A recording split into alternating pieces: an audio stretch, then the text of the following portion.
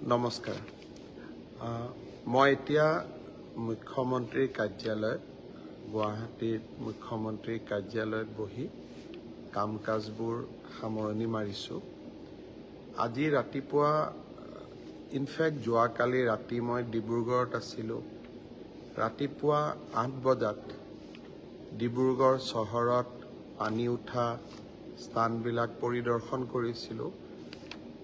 পানী উঠা স্থানবিলাক পৰিদৰ্শন কৰোঁতে বহুতো লোকে মোক আপত্তি কৰিছিল যে ডিব্ৰুগড় চহৰৰ বজাৰ অঞ্চলটোত ইলেক্ট্ৰিচিটি বোৰ্ডে সাৱধানতা বশতঃ ইলেক্ট্ৰিচিটি কানেকশ্যনবোৰ ৰেষ্ট'ৰ কৰি দিয়া নাই।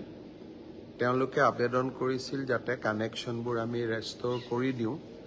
মই আহিয়ে কথা পাতিছিলোঁ আৰু আজি কিছু স্থানত